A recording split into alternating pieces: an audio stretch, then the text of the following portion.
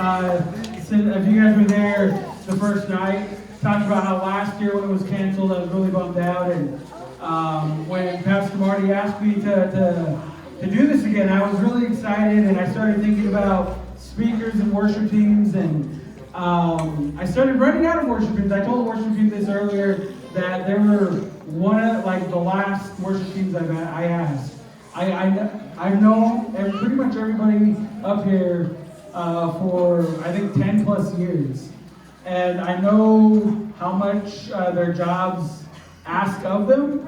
And so they were one of the last ones I asked, but I know God brought them up here for a reason. And I really encourage you guys to enter in. If you guys want to come up, if you guys want to stay in your seats, if you guys want to walk around and worship, that's fine. But I encourage you guys to really enter in. The word tonight is, I really feel is coming from God. And everything that Pastor Jackie spoke and Pastor Dale spoke these past couple nights, this is leading right into that. And while you guys worship, just ask God to prepare your hearts, prepare your minds, prepare your ears to hear from Him. So that when we do go from this place tonight, that you guys would go knowing that God has spoken to you, knowing that the Holy Spirit has encouraged you and comforted you, and knowing that you are going out into your neighborhoods, into you guys aren't in school anymore, but around your friends, ready to minister, ready to spread God's love. So as the worship team starts, I'm going to pray, and they're going to jump right into the first song. Lord, I thank you for tonight. I thank you for bringing us all here tonight. I thank you for getting us here safely. Lord, I thank you that we have this chance this year to come together at camp meeting, to be able to worship you and praise you, to be able to come together and hear your words, Father, from different people that are going to be preaching, different people are going to be encouraging us. Lord, and I ask, Lord, as we go on with the service tonight, Lord, that your Holy Spirit will just flow. We are open to your Holy Spirit. Lord, just use this worship team to bring us into your presence. Use this worship team, Lord, and everything that they have prepared, Lord, to be able to get us ready to hear the word. Lord, we thank you, we praise and worship you in Jesus' name. Amen. Good evening. I have to tell you that it's a privilege of ours that we're here tonight. It's because of God. I always say we are not here to entertain you. We are not entertainers. We are worshipers of God. And I know that you guys can worship. I've heard a lot about y'all, so I know you can worship. So, but let's introduce ourselves. I'm Leah. That's my daughter Leilani. My son Jonathan. My son-in-law Gilson. My nephew David. We're here to worship God with you. So let's make a joyful noise unto the Lord. Hallelujah. You are good.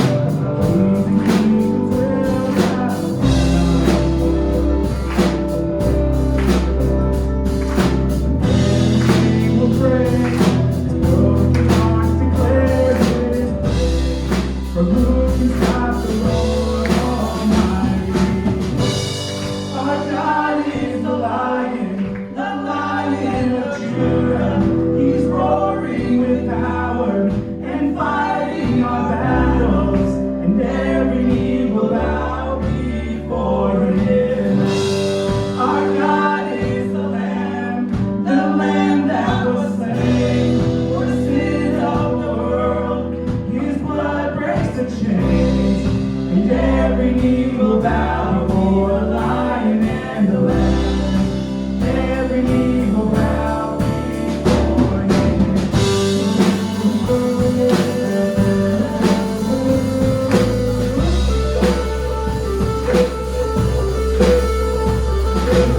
Open up the gate, make way before the King of Kings.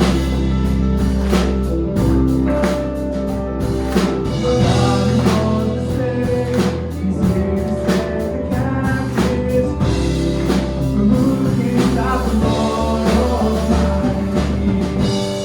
Our God is the Lion of Judah. He's roaring with power and fighting our battles, and every knee will bow before Him. Our God is the Lamb that was slain for the sin of the world.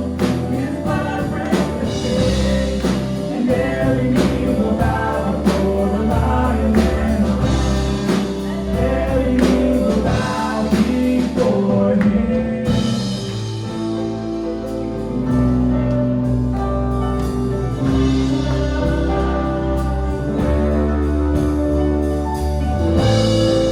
Who can stop the Lord Almighty? Who can stop the Lord Almighty? No. Who can stop the Lord Almighty? Who can stop the Lord Almighty? Who can stop the Lord Almighty? Who can stop the Lord Almighty? Who can stop the Lord Almighty? Who can stop the Lord? Our God is the Lion of Judah. He's roaring with power and fighting our battles, and every knee will bow before Him. Our God is the Lamb that was slain for the sin of the world. His blood breaks the chains. Every knee will bow before the Lion and the Lamb. Every knee will bow before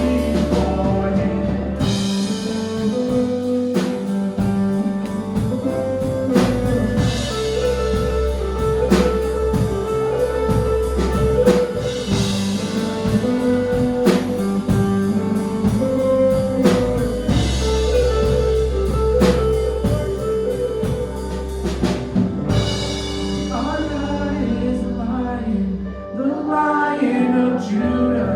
He's roaring with power and fighting our battles. Every knee will bow before Him. Our God is the Lamb that was slain for the sin of the world. And His blood breaks my chains.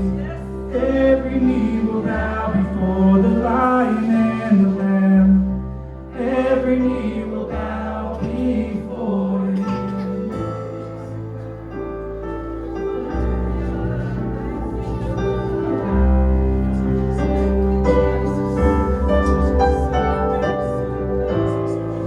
Who can stop the Lord Almighty? Who can stop the Lord Almighty? Who can stop the Lord Almighty? Who can stop the Lord Almighty? Who can stop the Lord Almighty? Who can stop the Lord Almighty? Who can stop the Lord Almighty? Who can stop the Lord?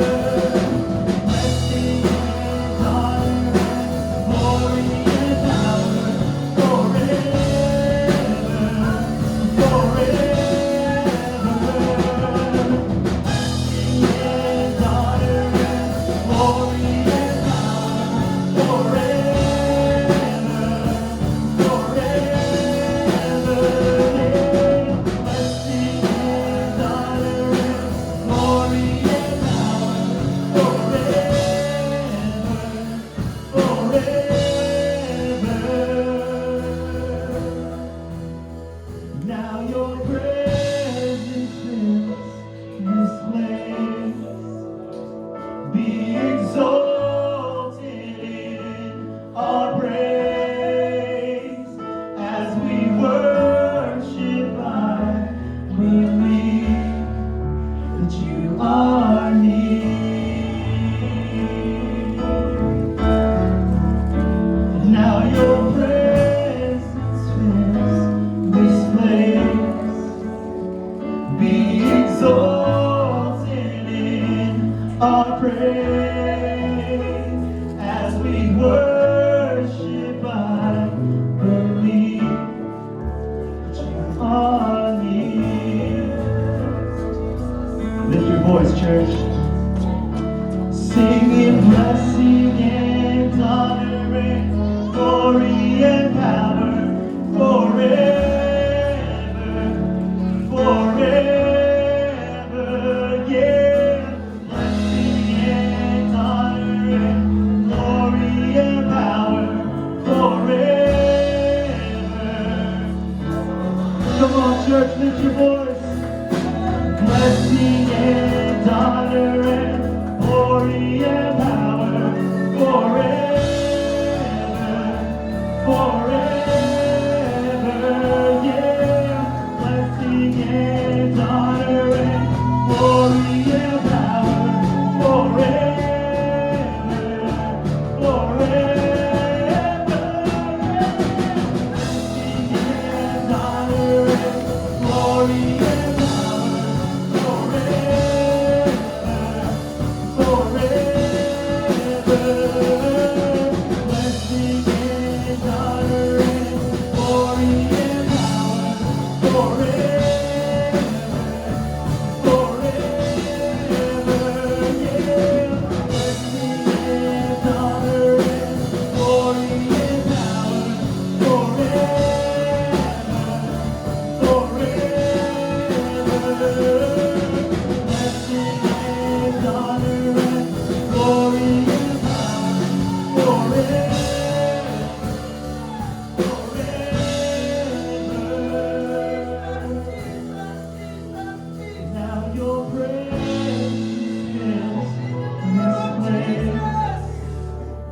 be exalted in our praise as we worship. I believe that you are near. Lord, we invite you to fill this place. Now your presence fills this place. Be exalted in our praise as we worship. I believe that you are near. I love you. Yes, you are near. You are worthy. You are near. Worthy is the Lamb. Yes, you are near. You are here. Hallelujah, Jesus. Jesus, thank you. Thank you for your presence. Thank you for your Holy Spirit. You know, Jesus. when James invited us to come, there was an excitement within our team just to have the opportunity to do this. And I firmly believe with all my heart that tonight, this moment, right now, you're here for purpose. You're here for purpose. There's freedom in the house tonight. And there's some of you that are looking for freedom. Those battles that you have been fighting, those chains that you have been dragging for so long, tonight it ends. Freedom in the house tonight.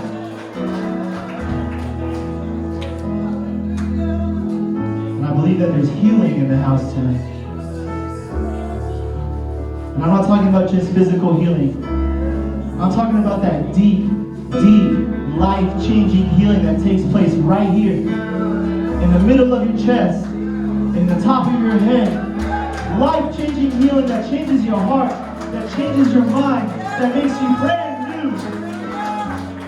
Because the Word tells us that if any man, and ladies, that means you too, if any man be in Christ, he is a new creation. You know what that means?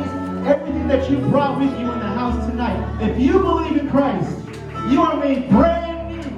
Yesterday's problems, yesterday's curses, yesterday's struggles, those are broken. You are made brand new. And that's a promise to you from the Almighty God.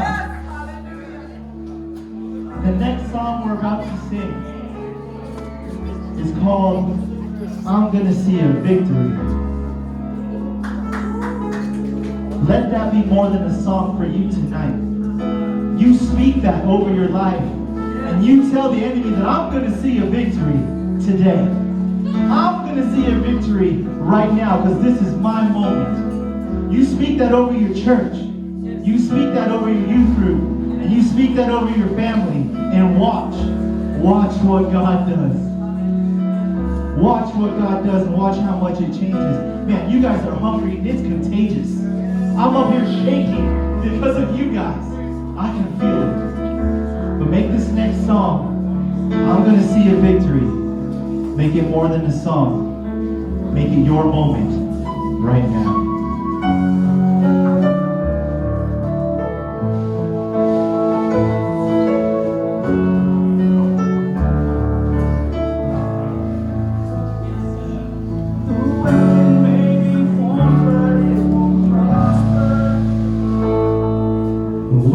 Darkness falls, it won't prevail.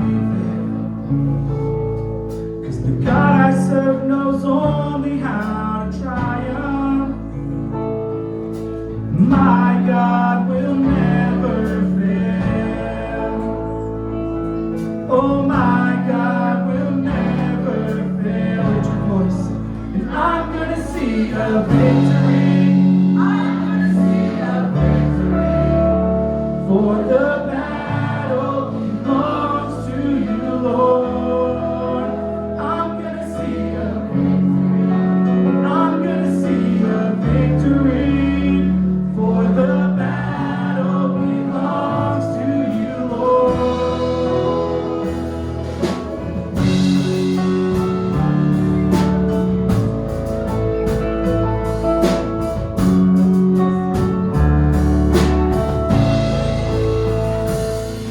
There's power in the mighty name of Jesus. Every war he wages, he will win. And I'm not backing down from any giant, 'cause I know how this story ends. Yes, I know how this story ends. I'm gonna see a victory. I'm gonna see a victory. For the battle belongs to you, Lord. I'm gonna see a victory. I'm gonna see a victory.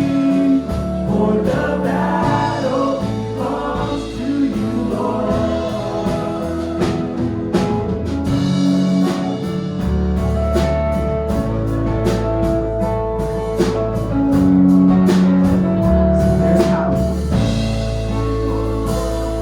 There's power in the mighty name of Jesus. Every war he wages, he will win.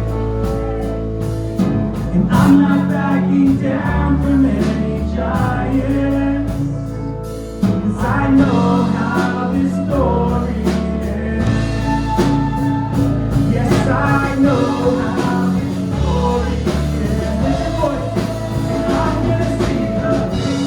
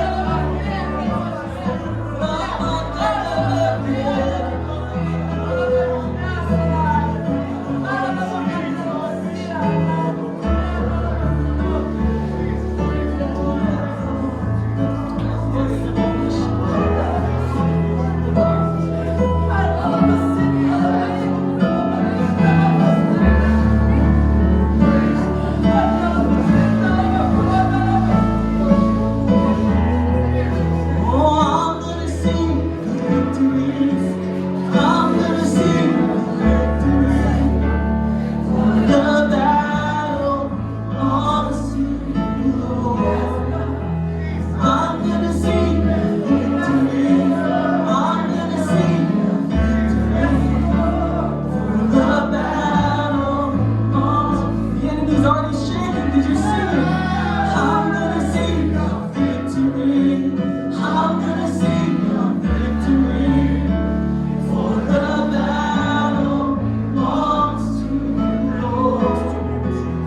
I'm gonna see your victory. I'm gonna see your victory. For the battle belongs to you, Lord.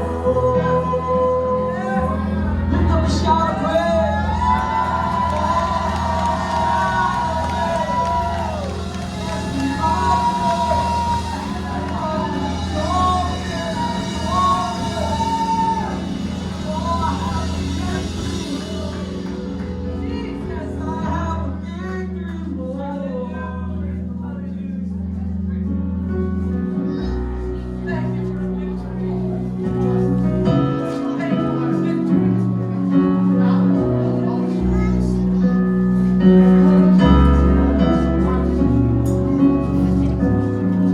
I wanna be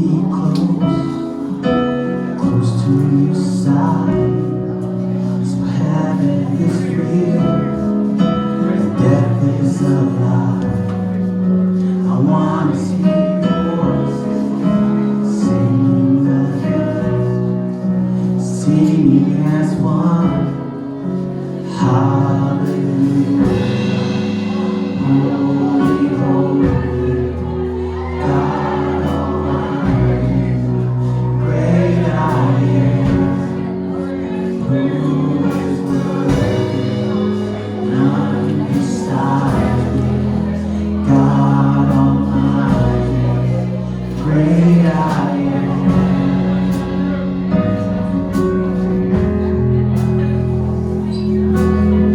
Oh, the great I am.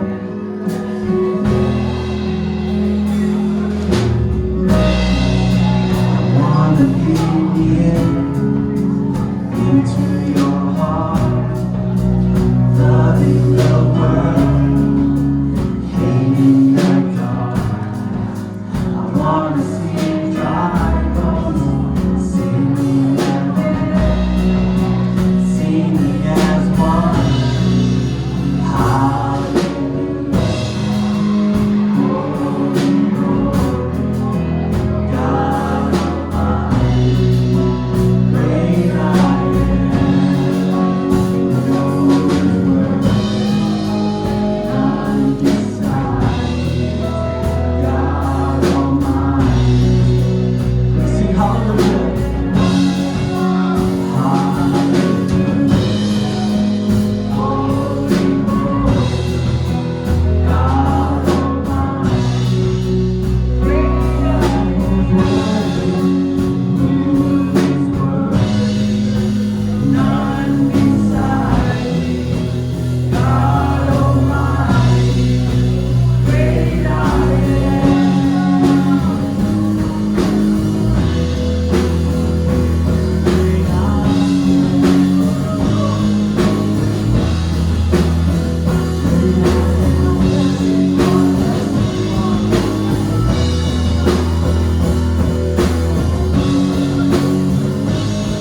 Come on, let's just look it out, sing it out. Mountains shake before you, the demons run and flee. At the mention of the name, King of Majesty, there is no power in hell or any who can stand before the power and the presence of the great I am, great I am.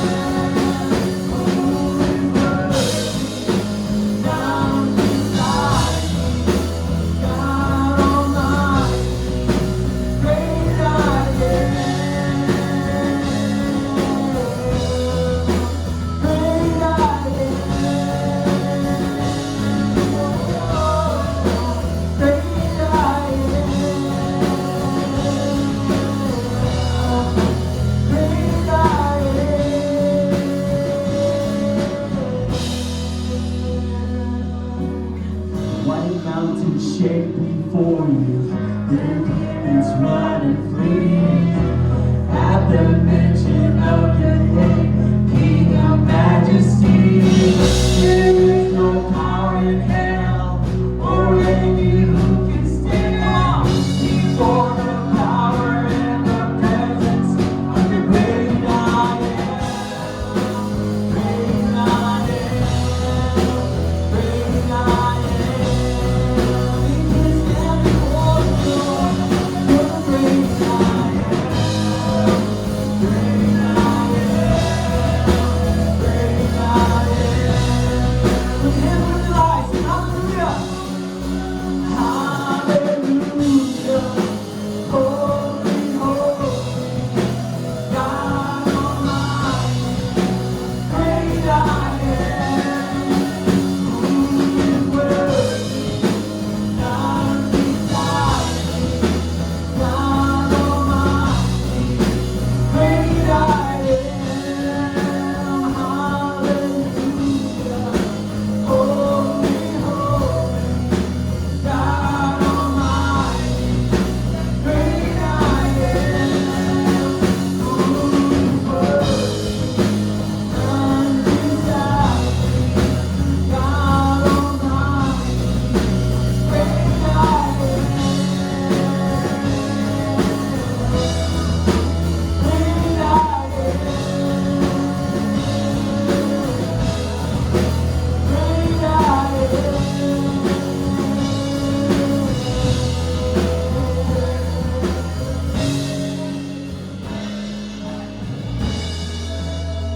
Sing how great is our God. Sing with me how great is our God. And all will see how great is our God. Sing how great is our God. How great is our God. Sing with me how great is our God. And all will see how great is our God. Oh, we join the choir, angels, and sing how great is our God. Sing with me how great is our God. And all will sing how great is our God. Come on, church, let the whole reservation hear you sing. How great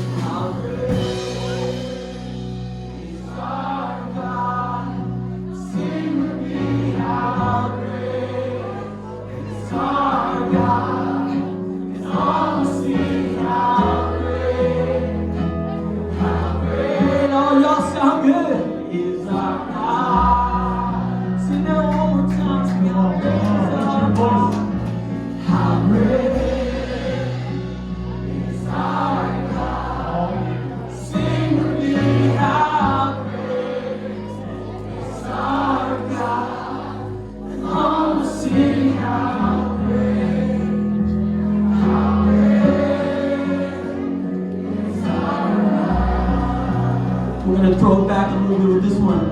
Then sings my soul, my Savior God to thee.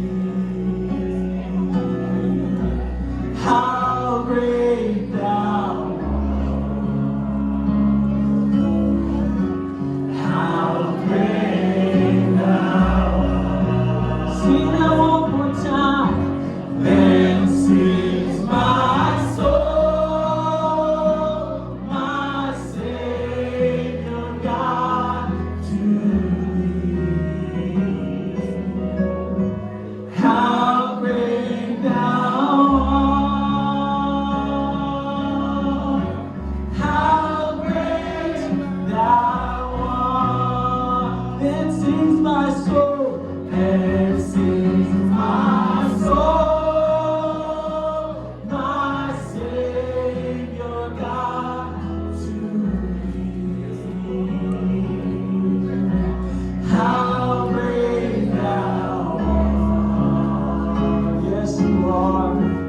How great thou art. And sings my soul. And sings my soul, my Savior God to thee. How great thou art. How great thou art. How great thou art. How great thou art. How great thou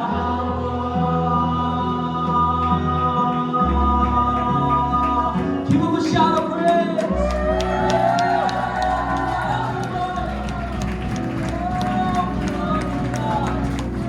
Yes, we love you, God.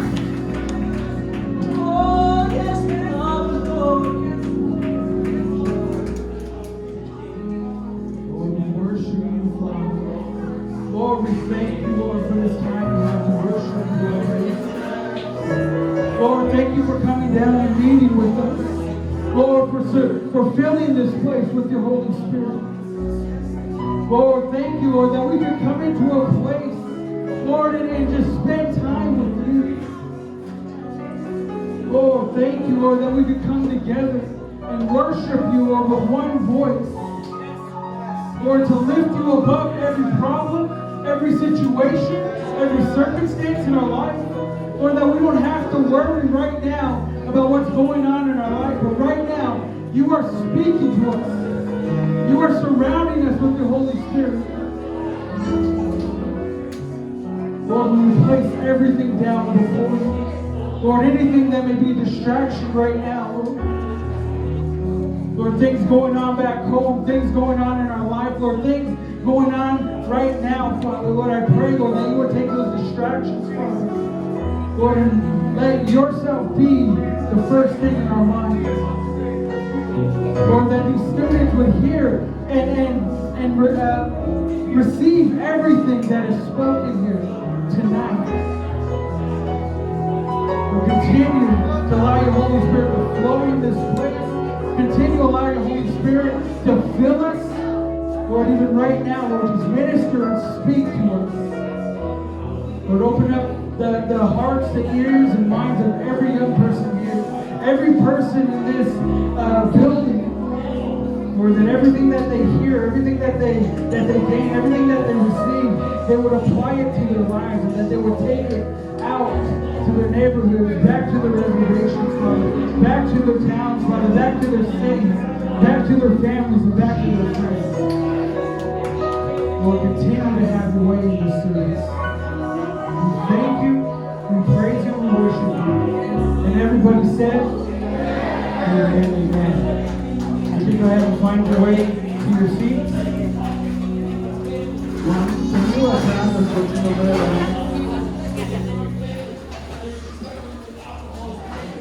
Thank you, worship team. Thank you. Lord. So I wanted to jump into the word right away, but there's something I want to do, something that I want to not really promote, but something I want to talk about.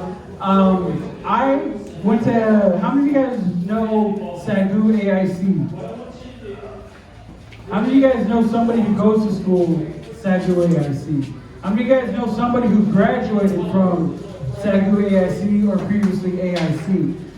So I went to AIC. I didn't finish AIC, but I went there. I gained a lot of wisdom and knowledge there. One of the things I really, really loved doing were the outreaches that we did. Summer outreaches, semester outreaches, and different things that we did during the school year and also over the summer. And this is one of the things that I love doing. I came one year, I wasn't a student at the time, but somebody asked me, hey James, can you play drums for us at Fort Apache Canyon? And I was like, yeah, I can.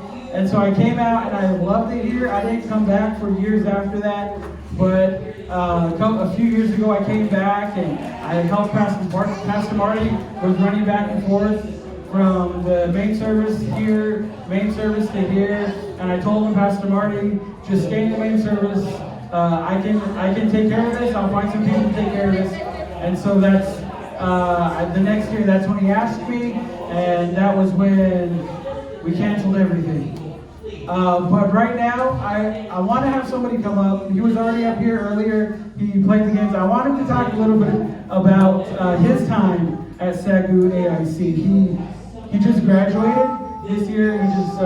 He's not finished. He's going back again. I guess he loves it there. He's probably going to grow old there. He's going to be the next Pat Marino. I know he doesn't know who that is. He'll be the next Grandma D, I guess. I don't know.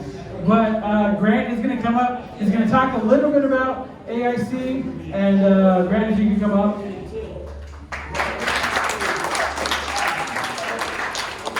I was giving myself applause as I walked. I don't know why I did that. Guess it was.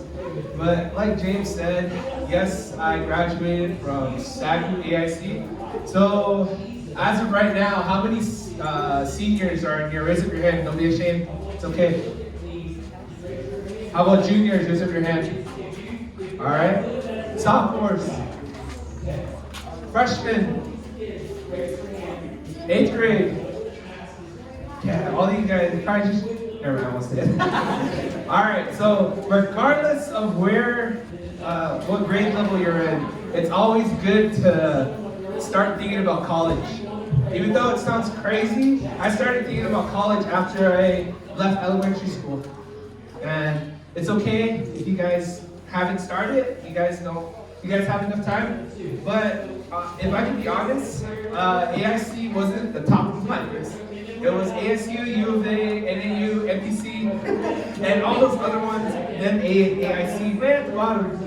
But the thing about AIC compared to all those big colleges is that you get that one-on-one with your professors. You get that community with your professors, and you get to learn a lot of things. When I was at AIC, I learned a lot of different, languages. I learned about some Marshallese. I learned some, if you guys don't know what Marshallese are, they're really short and they love rice and Spam. But I love those guys, man. They kept me fed. That was cool about them. And I like Marshallese people. I like Hispanic people. Man, Hispanics, whoo, man, I can just talk about food. Every time I talk about this, I always think about food, but I shouldn't do that. But for the most part, AIC makes you get out of your comfort zone. AIC makes you get out of that little tiny res bubble that you're in. And I know Malachi, Antoine, Colt, and Gabby, they all are students at Sagu AIC. And Harley Upton too. He's gonna be coming back. I'm not for sure, but I know he's down there. And he's really cool. I met him when he was younger, probably around all of y'all's age, but he was a lot taller than all you too. So, but for the most part, don't be scared to leave the res.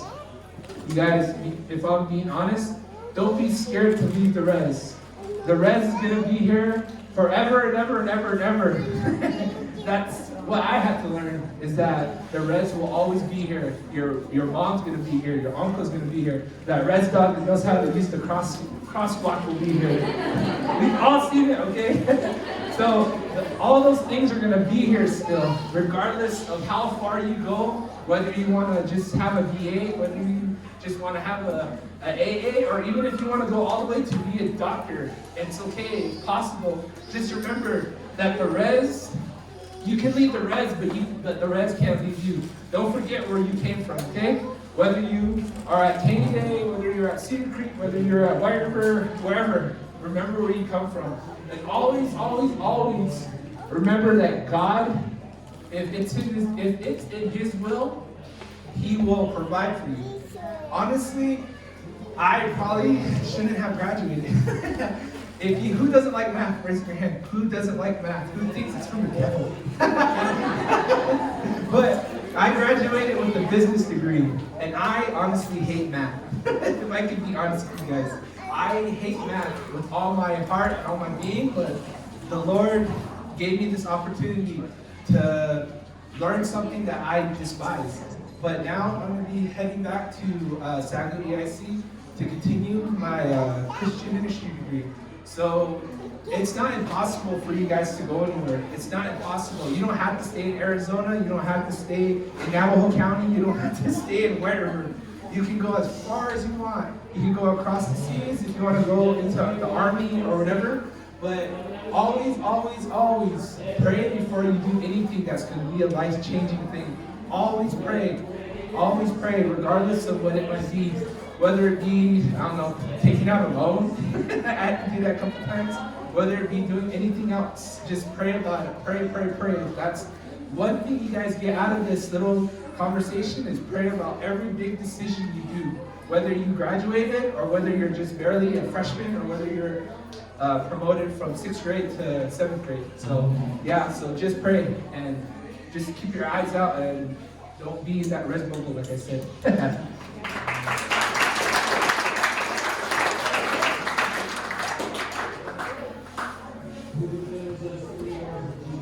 I saw we have a new president at Sagu AIC, and I saw him, he stopped by, took a picture. Thought he was going to be here for a while. I wanted to have him sing a little something, but it looks like he went back to the main service. If you guys see him, he's walking around with Brother Lopez. How many of you guys know who Brother Lopez is? Brother Lopez is he's going to be a native guy, but he looks white. And he has white hair, and he's really cool. He's our interim pastor at All Tribes right now. We've been looking for a pastor for a year and a half, and we are still looking for a pastor. And I know that God has a plan, and He's looking out for All Tribes. So you guys are in a great time, pray for All Tribes that this year you would be able to install a pastor there at the church. But like Grant was saying, pray, get it. If Sagu is the place you want to go, Sagu AIC, pray about it. Don't jump into it half-heartedly, because if you do that, it's going to be a rough time there. Malachi he helps us out at our church, at All Tribes. He's there, and he also helps out. They need to build a bigger stands, music stands. But he also helps out Harvest. So he's jumping to a lot of churches, but he's working up there. He's doing everything he can. Antoine also helps us out. He's on the drums at All Tribes, and these are my drums. He plays them pretty much every Sunday, and that's Heather. If you guys want to meet Heather, you can go to Heather later. Don't touch her cymbals though. She doesn't like that. But I'm excited to be here. I'm excited that the worship team was up here. I'm excited that the songs that they did, I Want to See a Victory, is really something that is going along with my message tonight. And what I'm going to be talking about tonight is something I believe we all go through at some point in our life. Something we all deal with at some point in our life. So before I jump into this, let me pray over the word, and we'll get into the word. Lord, I thank you once again for everything you're doing in our lives. I thank you for the time that we have to worship you and praise you.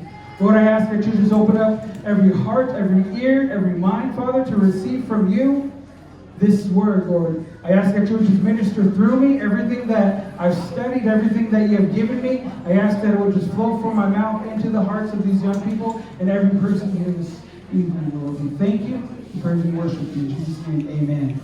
Before I go on, those who raised their hands that don't like math, my friend Dave, the guitar player up here, he's a math teacher, and he can change your mind, I guess, after service. Talk to him, and I think he teaches 7th grade math, 8th grade math. So if you're already past that, and he talked to me about some stuff before, and I was like, I don't remember that. I don't think I learned that in 8th grade, or I just wasn't paying attention. I hated school. I don't hate school now. I don't know. But how many of you guys like wrestling? You guys like wrestling? WWE, AEW, right? That's AEW. You guys like wrestling? Who's your favorite wrestler? Shout it out. Undertaker. Someone said Undertaker. Roman Reigns, yeah? Don't let Malachi fool you. He's like over there kind of, but he's at the school. There's this guy, Joshua Hornsby. He's at the school practicing. They're like practicing moves on each other, suplexing each other, and this guy Josh, he's really into wrestling. He has the wrestling app, and he's paying for everything. I think this past semester, Malachi and Josh watched WrestleMania, Royal Rumble. What else you guys watch, Malachi? He's being shy. I don't know why. When he's at AIC, he's like, whoa, wrestling. But when I was younger, I was really into wrestling. I was really into WCW. I was really into WWF, the Attitude Era. Every Monday night, I would turn on the TV, start watching it. How many of you guys remember the old school Raw intro? I think that was the best intro for Raw. WCW had a good intro too, and Monday Night Nitro, Raw's War, and then they added Thursday night Showtime, SmackDown, and Thunder, and I was like, man, I could waste my time 2 days out of the week watching wrestling. And I was really into it. Like, I was really into the stories, watching Stone Cold fight The Rock, watching Bret Hart just like get cheated out of his title, and just a story after story, just watching. I was like really into this. Jumping back and forth, WCW, going to Raw, going to WCW, going to Raw. I was like, man, I don't know which one to watch, but I think I was more into WCW. And I really, really liked wrestling. After a while, I started getting into MMA, not that much, and I watch MMA like every now and again. And Sunday is Mayweather and Logan Paul fight. My sister texted today, are you buying the fight? I was like, no, not even going to be here. She said, we are, So? But wrestling, when you think of wrestling, you think of two guys smack talking each other before their big fight, and they start fighting, they start wrestling, and there's going to be one winner at the very end. Sometimes it's a cheater, sometimes it's not. Sometimes it's a good guy, sometimes it's not. Sometimes it's a heel, sometimes it's not. But that wrestling stuff gets you intrigued, it pulls you in, and it catches your attention week after week after week. And when you start paying for pay-per-views, you're throwing your money down the drain just to watch a bunch of guys wrestle for a title. Tonight, I'm going to be talking about a wrestling match that happened in the Bible. And the title of my message is Blessing in the Wrestling. You can turn with me to Genesis 32. Genesis 32. Have you guys brought your Bibles tonight? Your phones count, so that's fine. So, Genesis 32. While you guys turn that, I'm going to take a drink of water.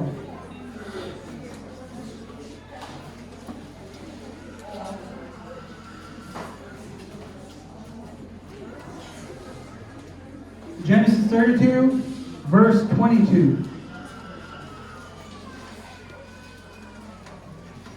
And I'm going to be talking about Jacob.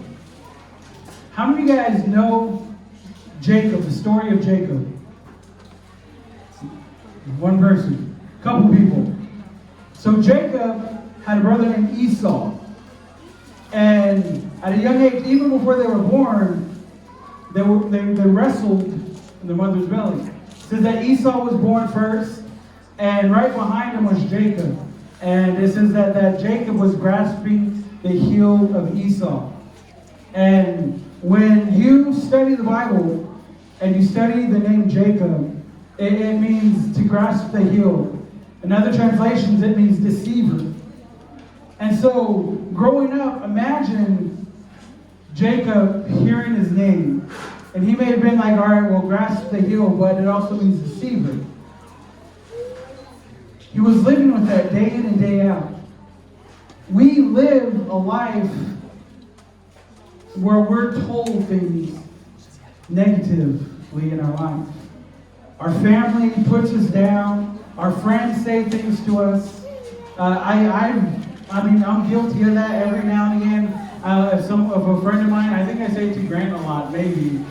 But when we're hanging out and he says something to me that I don't like, I'm like, dude, you're so stupid, or you're so dumb. And I don't mean it, and I'm not, I hope he's not going around his life thinking like, James called me stupid and dumb, so I'm stupid and dumb. And no, he graduated college, and he has his AS in business. But Jacob, day to day out, he was hearing his name, deceiver, deceiver, deceiver. See, many times in our life, we tend to live the name that is thrown out at us.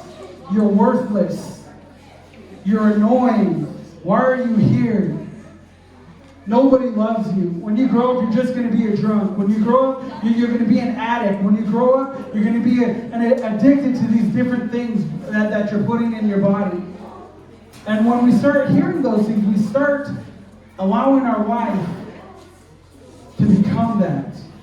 And Jacob here, he started to believe that in his life. He started to believe, well, maybe I am a deceiver.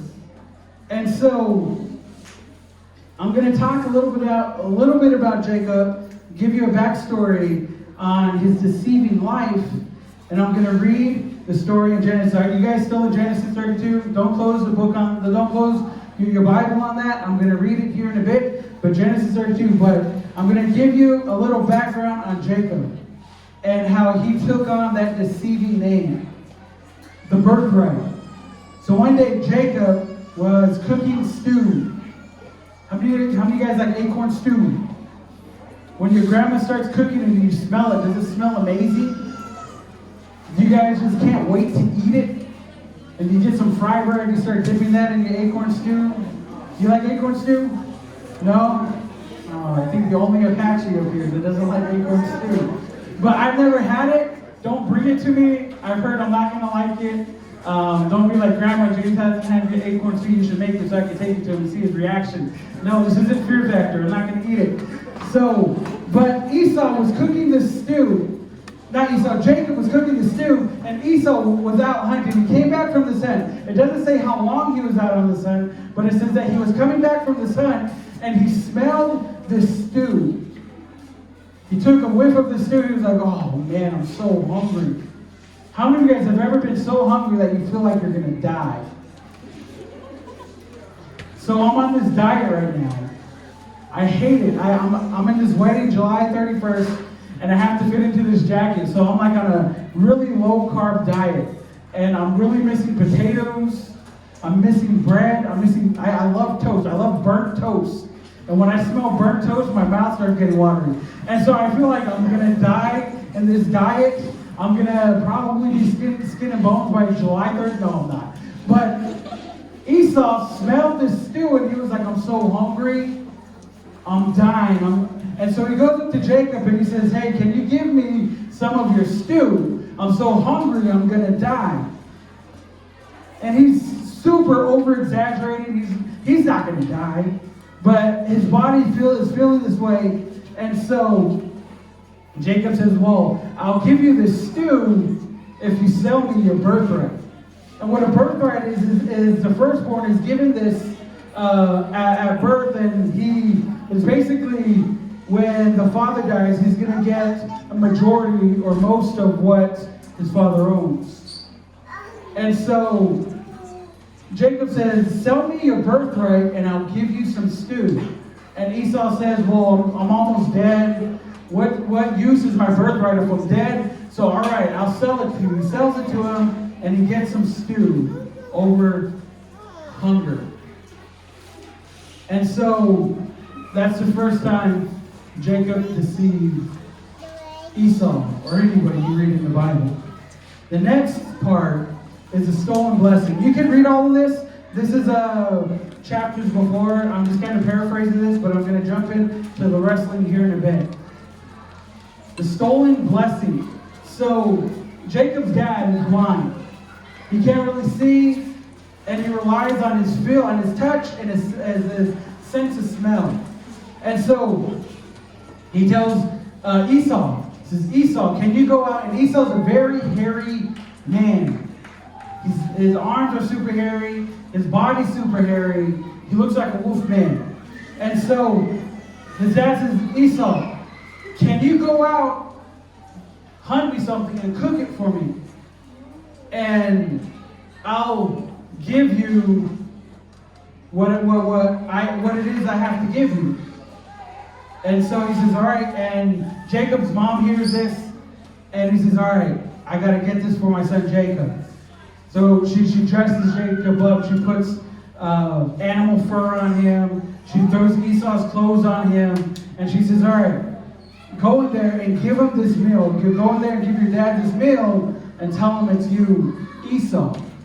And so Jacob goes in, he says, Dad, it's me, Esau. I have this food for you. And he's like, well, you don't sound like Esau. How can I tell it's you? Dad, feel my arms. Smell my clothes.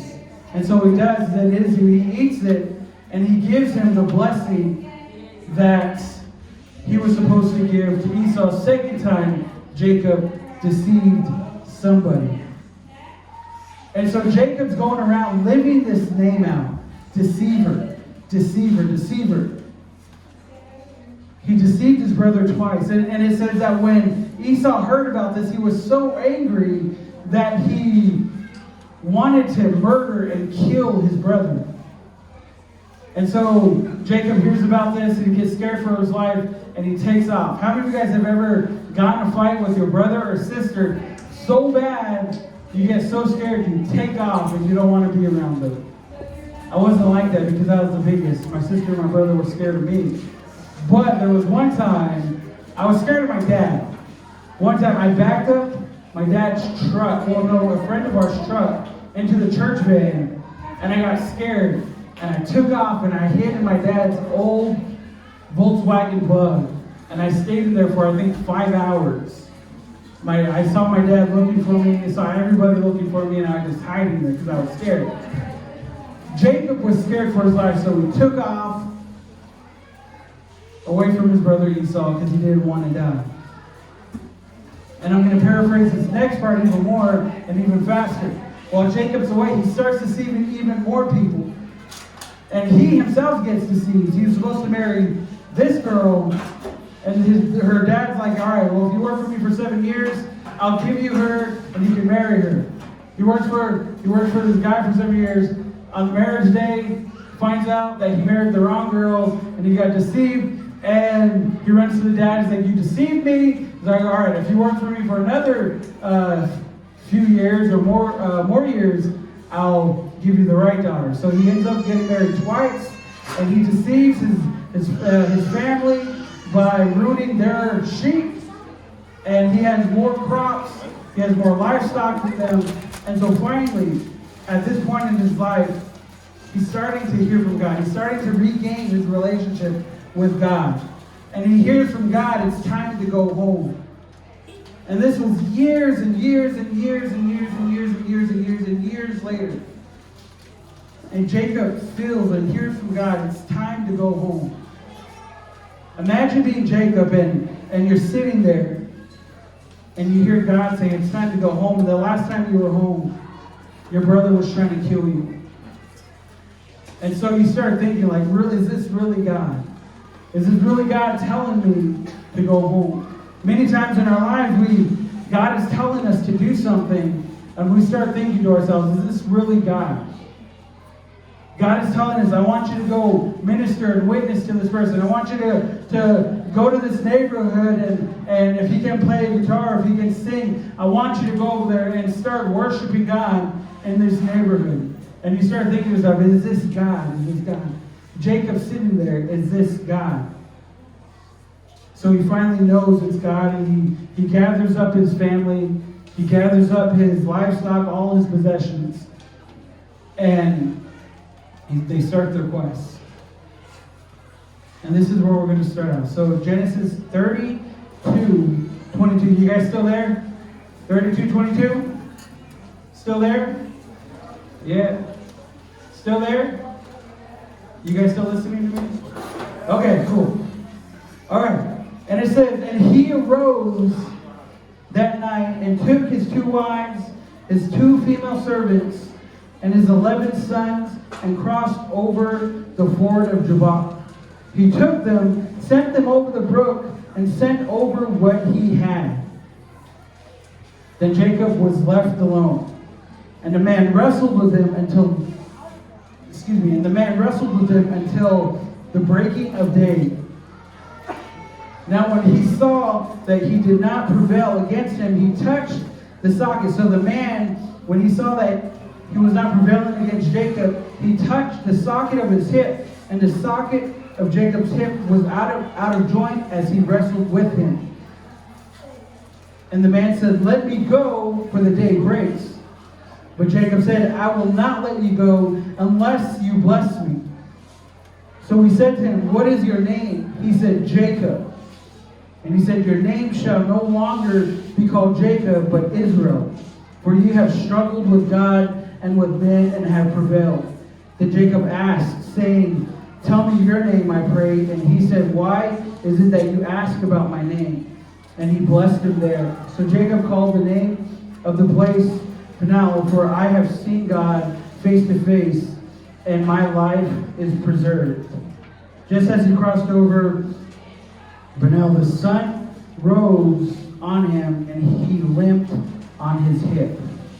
Therefore, to this day, the children of Israel do not eat the muscle that is shrinked with, which is a hip socket, because he touched the socket of Jacob's hip and the muscle that shrank. So, I'm going to break this down. Jacob gets his family together. They come to this river, and Jacob sends his family across this river. And he says, all right, you guys go ahead and go, and I'll be there. I'll cross here in a few. And I believe Jacob stayed back because I believe he still had fear in his life. He still was worried about his brother. He didn't know what was going to happen when he saw his brother. And he probably stayed back to just really hear from God. And it says that while he was waiting, a man approached him. Imagine being somewhere by yourself and somebody approaches you and doesn't say hi or doesn't say, hey, what's up? How you doing? You have any money? Can you buy me food? I'm hungry. But this person just comes up to you. This man comes up to you and starts wrestling you. And doesn't throw a punch, but he just starts wrestling you. I mean, how would you feel? Like, this guy's crazy. You push him off and you're trying to walk away, and he comes back and he just starts wrestling you. Imagine how Jacob felt. He probably didn't know this was God. He didn't know this was God. He was wondering who this person was. And it says that this man started wrestling him. And it says that Jacob started wrestling him back. See, my first point is not so nice. The situation Jacob was going through wasn't that nice. See, many times in our life, we want God to come down and speak to us. We want to have a camp meeting experience in our life. We come to camp meeting and we come up here to worship God. When we come to camp meeting to hear from God. But when we're by ourselves, when you're back in your house, when you're back in your room, when you're walking from one place to another by yourself, and you're saying, God, I want to experience you, I want to hear from you. God may put something in your life that you don't understand, something that you don't want to hear, something that you're wondering, why is God putting this in my life? And you may think to yourself, like, I don't need this in my life right now, and you try to run away from it. See, Jacob could have said, all right, forget this guy. I'm going to run back to my family. I'm going to run across this river, and I'm going to tell them there's this crazy guy that just jumped me. How many of you guys want to come back and help me jump this person back? How many of you guys got my back? See, Dave is my best friend. And I'm pretty sure if somebody jumped me and said, hey, Dave, this guy just beat me up, Dave would have said, man, forget that guy. Let's just go grab something to eat.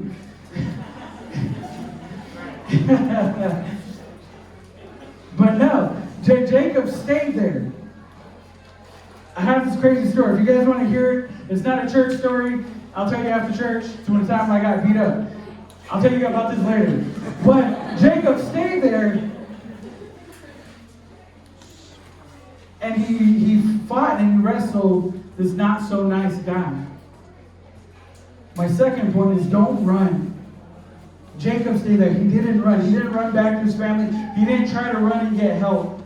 See, when God puts a situation in our life and we feel like, is this really from God? We need to stay there and say, all right, I'm going to deal with this. I'm going to work this out. I'm going to wrestle this out. And I'm going to allow God to speak to him. I'm going to allow God to say whatever he needs to in this situation and in this time. We need to put our feet down. Right now, I'm going to be doing a devotion with Gabby and Colton. They're here helping me. They're here as leaders over you guys as well. So if they ask you guys, if they ask where you're going here and there, let them know. Gabby and Colt are here to help me. And so right now in the mornings, we're going through a devotion of the body armor of God. And we're going to be breaking that down. This morning was a little introduction. But we have to be able to say, all right, I'm going to be ready. I'm ready day in and day out. I have the full armor of God on. And whatever God throws at me, I'm not going to run. I'm going to stay here and I'm going to wrestle. I'm going to fight this out. The next thing, and I want to stay on this for a bit, is don't let go. Don't let go. At some point in this wrestling match, this man, touched the hip of Jacob, and it says that his socket popped out. And imagine that happening. How many of you guys have ever dislocated something like a bone in your body? Or broke a bone in your body? You had to wear a cast. Yeah, reset. You had to. But it's painful. I dislocated this finger. There's a video on YouTube, I'll show you later. But I dislocated this finger, and it hurt so bad. Some guy was like, let me just pop it in. I'm like, no, I'm going to the hospital, going to IHS. Stayed at IHS for like an hour and a half, and they didn't see me.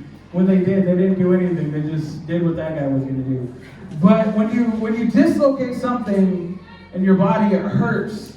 You're in pain. Imagine playing or fighting or continuing to do something while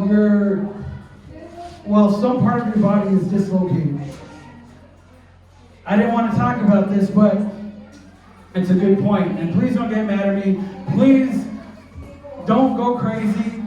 But I was watching highlights of the game last night, and I saw AD, Anthony Davis. He was trying to play through pain, and he couldn't. They were showing highlights of him, they were showing clips of him, and every step he took, every lunge he took, every time he guarded somebody, you could just see it in his face. And he wanted that championship. He wanted to win for his team.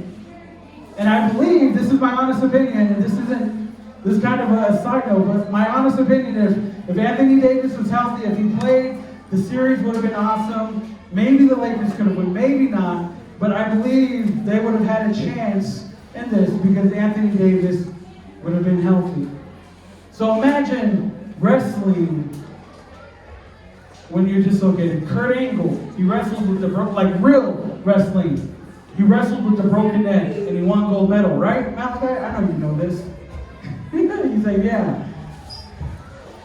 But this guy, Jacob, when his hip was dislocated, he continued to wrestle this man. And it says that as day was breaking, this man told him, let me go, day is breaking. And Jacob says, no, I'm not going to let you go. I'm not going to let you go. And the man says, let me go. So I'm not going to let you go until you bless me.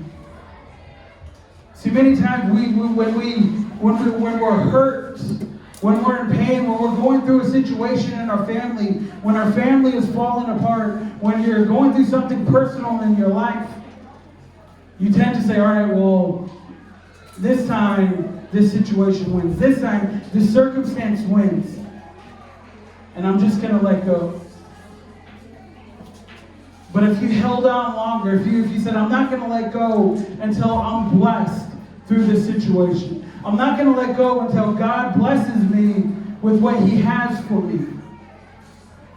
And it says that Jacob was telling him, I'm not going to let you go until you bless me. I'm not going to let you go until you bless me. Here at camp meeting, when you guys are here at the altar, when you guys are here worshiping God, and you feel like, well, I hear everything going on out there. The concessions open. Cheese fries are selling out. Burgers are selling out. Apache burgers are selling out. And I want that, but you're here and you're saying, man, I want to stay here. But that sounds more appetizing. You're being pulled back and forth. And you're saying, well, I have to go, I have to go, I have to go. But God is saying, if you just hold on, I'll give you your blessing. And it says Jacob can tell him, I'm not going to let you go until you bless me. And I love the blessing that Jacob gets. It says, so he said to him, what is your name? He said, Jacob. Jacob, deceiver. See, we may be living a life to what people are saying to us. You're worthless. Nobody loves you. Why don't you just kill yourself? And those thoughts are pondering in our mind. We start thinking about them. Nobody really does love me. I am worthless. There's no point in me living anymore. And those things are going through our mind, and Jacob here, he's like, I'm tired. I'm tired of being a deceiver. I'm tired of having this name put on me. I want something to change. And so Jacob could have said, all right, well, I'm going to live with my name, but I'm going to live better. And people may have come up to him and said, oh, you're Jacob, right? I remember you did this to your brother. I remember I was hearing stories of how you deceived your father-in-law. I was hearing all these other stories of how you deceived all these other people. But Jacob said, I want my name to be changed. A lot of you in here need that name change in your life.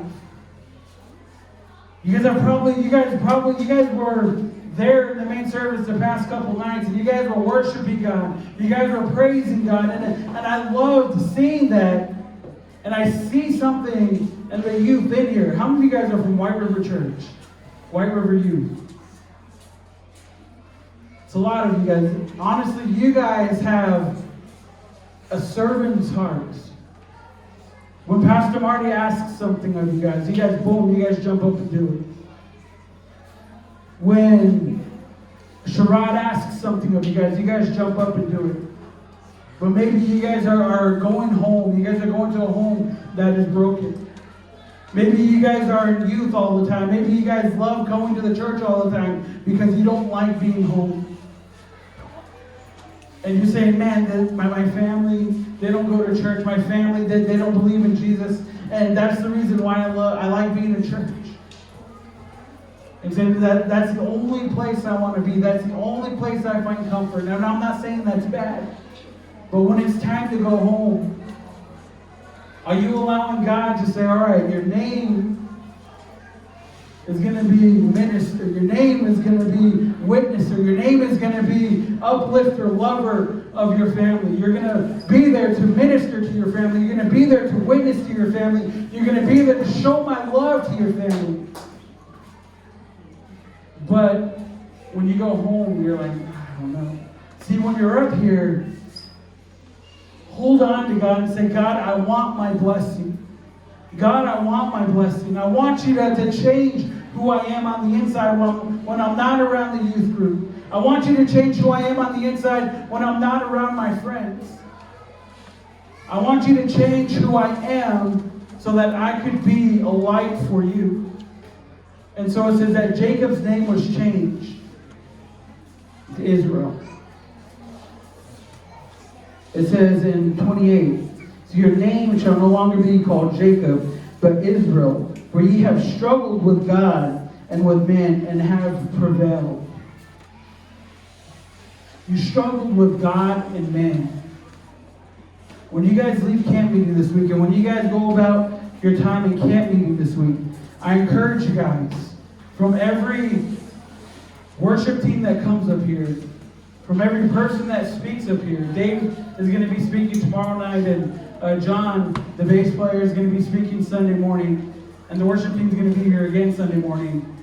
So they're going to be what God has for them, what God has Sunday night with Wall, what God has through Barnabas on Monday night, with Anthony on Tuesday night, Michelle on Wednesday night, and Pastor Christian the last night on Thursday.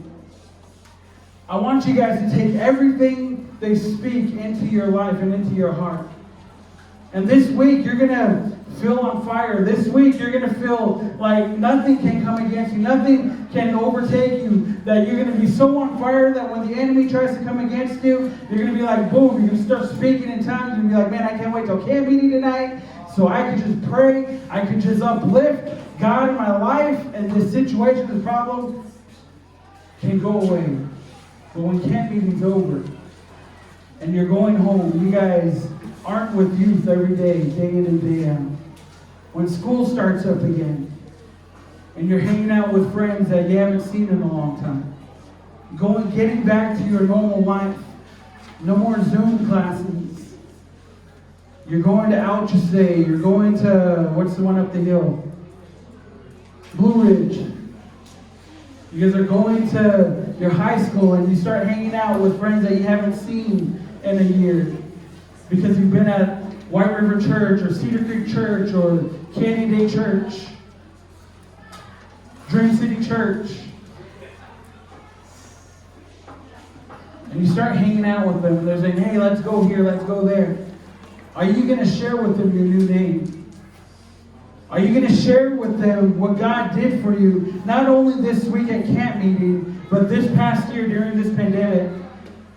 The theme for this year is a new beginning. Are you going to share with them the new beginning that you started once you came out of this pandemic? Are you going to share with them what God has given you in your youth group services and your church services? And the last point, if the worship team can make their way back up. The last point is walk with a limp. Walk with a limp. The story ends with Jacob getting his blessing. But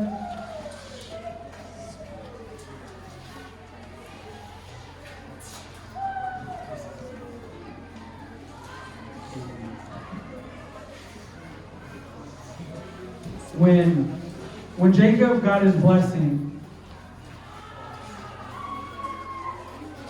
and he started walking back to his family, it says that he walked with the limp. He walked with the limp. And that showed the blessing that he received from God.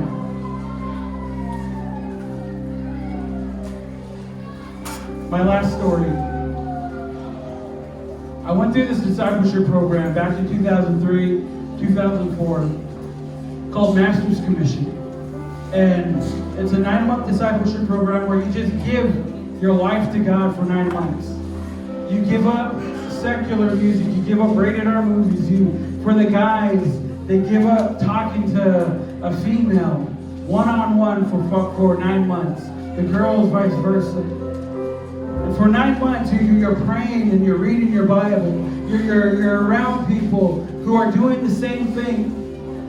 And this was around the time my dad had he left my mom and he was seeing this other lady, and it was a really hard time in my life. And I was scared to leave my mom, honestly. My brother was there, but I was scared to leave her because she really didn't know what it was to be by herself. She always had my dad. And so I was scared to leave her, and Pastor Jackie was the one who told the Master's Director at Shiprock, Jeff O'Connor. He said, hey, I think you should talk to James. He's going through this thing in his life right now, and he really needs this. And at this point, I was really trying to get back into my calling that God had placed on my life, and this was kind of, I think if I didn't go to Master's Commission, I would have just left, went back to my old life. But I went to Master's Commission for 9 months, and God was doing so much in my life. He was changing my life. I was growing stronger. I was memorizing verses. I was studying God's Word. I was going out, doing outreaches and ministering to different reservations across this country, and I was doing so much for God, and I loved it. And one day we went to Phoenix. The group went to Phoenix, and we went to AIC, and I was walking around the campus, and it's funny. Somebody went up to Jeff, Pastor Jeff, the Master's Director, and he said, "Is that James?"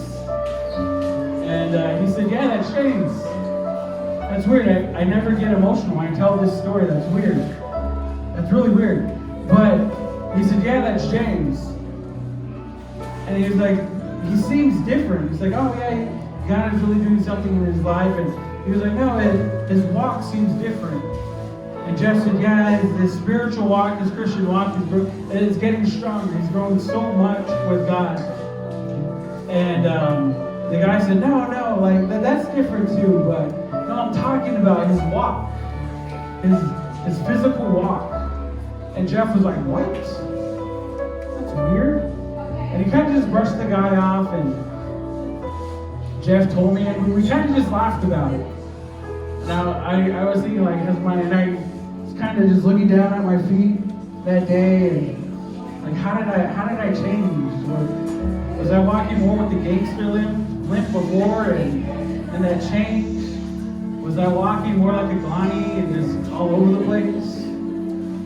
But I never thought about it. Every now and again, I would think about it. It would come up in my mind. But when I started reading this story, and I knew this story, I've heard the story as a kid.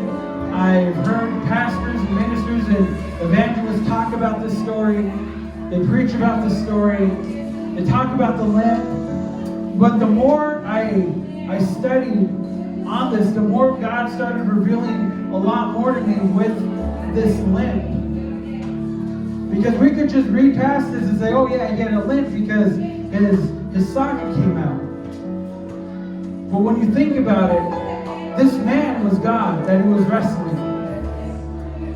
After he got his blessing, God could have said, "All right, well, I'm not done with you. Let me touch your hip, and you'll be healed."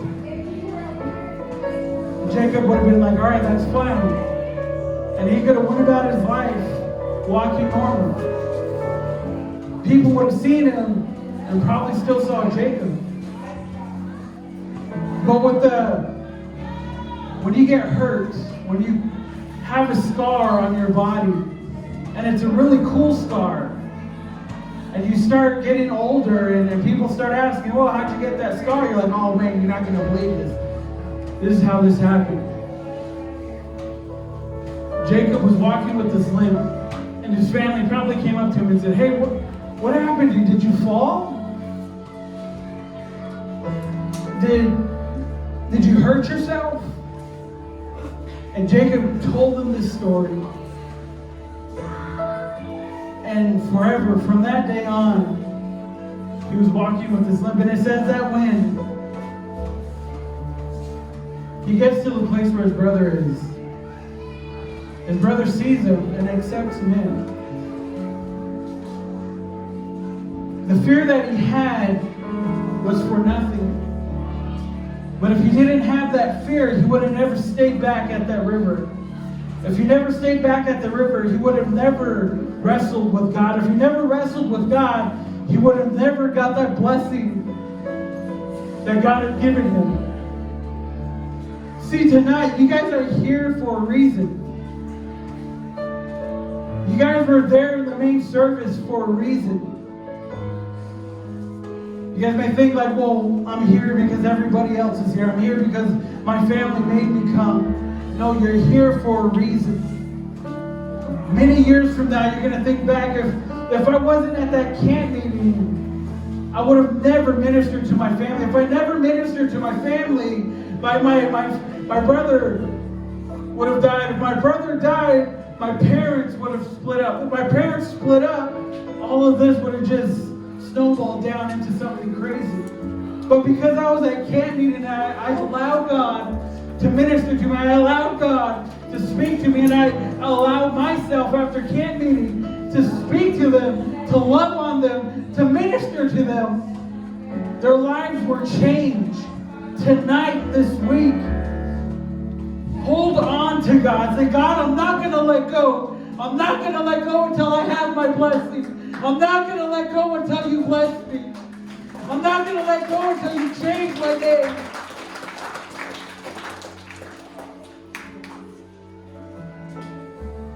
No matter how long it takes. I'm not saying to sleep in here. I'm not saying to stay here and have your family go home. I'm not saying for your family to wait on you until 1, 2, or 3 o'clock in the morning. I'm saying when you're here and you have to go, there's no ands, ifs, or buts, and your family says you have to go, let's go. Get in the car, go home. On the way home, tell God, God, I'm not going to leave your presence until I get the blessing you have for me. When you get home and you're getting ready to go to sleep, God, I'm not going to let go until you bless me. Throughout your day tomorrow, I'm not going to let go until you bless me. On your way back down here to R14, God, I'm not going to let go until you bless me. When you come in here, when we're playing games, God, I'm not going to let go until you bless me. When you're worshiping God, when the worship team's singing, God, I'm not going to let go until you bless me. When Dave, John, or the other speakers are speaking, God, I'm not going to let go until you bless me.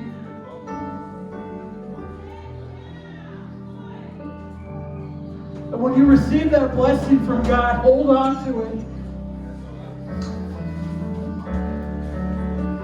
It may be a physical change, it may be a spiritual change in your life. But people are going to see you, they're going to say, what's different about you? You don't cuss anymore. You don't joke with us anymore. You don't listen to these things you're not listening to anymore. Well, something happened in my life. You want to hear? I want to tell you, God blessed me. God ministered to me. God changed my life. And He can do the same in your life.